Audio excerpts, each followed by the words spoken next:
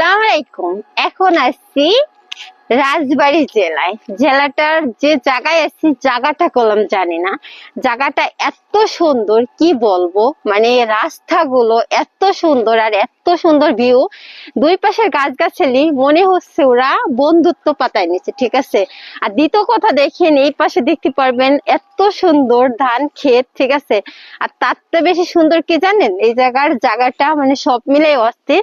তার চেয়ে বেশি সুন্দর একটা জায়গা আছে এই পাশে, নদী দেখেন, মানে পরিষ্কার পানি আর বিশাল বড় জায়গা গেলাম, মানে নদীর কোনো শেষ দেখা যাচ্ছে না। এটা শুরুই মনে হচ্ছে, কোথায় শেষ জানি না। এত বড় নদী, আর নদী দেখলাম সত্যি অনেক সুন্দর, ঠিক আছে। আর নদীতে মাঝখানে মাঝখানে দেখা যাচ্ছে শুধু বেশাল, যে এখন যেহেতু মাছের সিজন, বন্যা সিজনে দেখবেন সবাই জেলে ভাইয়েরা বা জেলে মামারা মাছ ধরে, ঠিক আছে। আর জায়গাটা দেখেন, জানি না আপনাদের কাছে কেমন লাগছে রাস্তাটা, আমার কাছে সত্যি অনেক সুন্দর লাগছে। আর এটা কোনো বিশ্ব রাস্তা না, ছোট যে লোকাল রাস্তা না কি বলে সেটাই।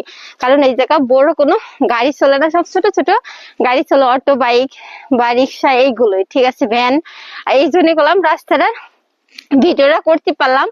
আর জায়গাটা কেমন লাগছে আপনাদের অবশ্যই বলবেন। আর এরকম যদি দুই পাশে এত সুন্দর গাছ গাছালি থাকে, দেখতে পারবেন দুই পাশের গাছ মানে ওরা কোলাকুলি করতেছে, এমন একটা সম্পর্ক ওদের। আর এই পাশে তো ধান, কি আর বলবো, সবুজ মানেই তো ভালোবাসা বলেন। সব মিলেই এই জায়গার আবহাওয়া মিলে এত সুন্দর, মানে বলার আর ভাষা নাই, ঠিক আছে। আর কেমন হয়েছে অবশ্যই বলবেন। সবচেয়ে বেশি কথা, এই ড্রেসটা কেমন হয়েছে আমাকে। আল্লাহ হাফেজ, টাটা।